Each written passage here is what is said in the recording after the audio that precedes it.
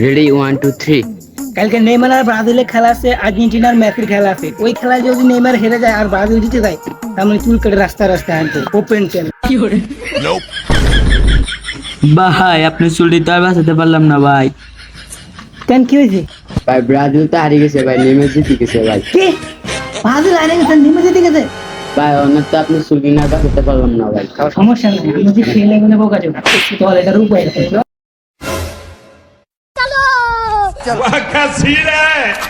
ভাই রেডি। আমি আগে জানতাম ব্রাজিল হেরে যাবে, নেইমার জিতে যাবে, কারণ ওই দেশের বিশ্বসেরা লিওনেল নেইমার আছে। নিউনাল নেইমার ভাই, আপনারটা তো হয়নি ভাই। এই তোর 1 মাসের বেতন বাদ। ভাই আপনি সেরা কন্টেন্ট ভাই, এরকম কন্টেন্ট আমি আজ জীবনে দেইনি। আচ্ছা ঠিক আছে, বাদ দে, ভিডিওটা বাদ দে। আচ্ছা ঠিক আছে ভাই, রেডি। গাইস, আমি তোমাদেরকে বলছিলাম যে নেইমার হেরে যাবে আর ব্রাজিল জিতে যাবে।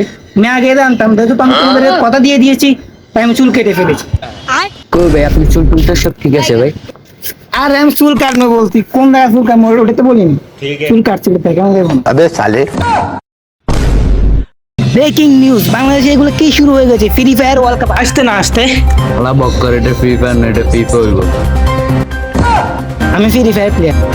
ও তাহলে ঠিক আছে। ফিফা ওয়ার্ল্ড কাপ শুরু হতে না হতে এই বাংলাদেশে শুরু হয়ে গেছে কিছু উপকারীদের আনাগোনা। যাদেরকে আগে দেখা যেত না, তারা এখন কুকুরের বাচ্চার মতো চারিদিকে ছিটিয়ে ছড়িয়ে পড়েছে।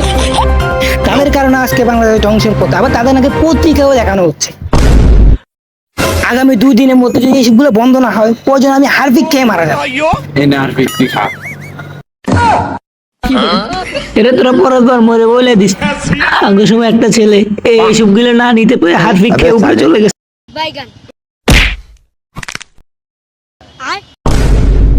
बैगन मंगल भावानया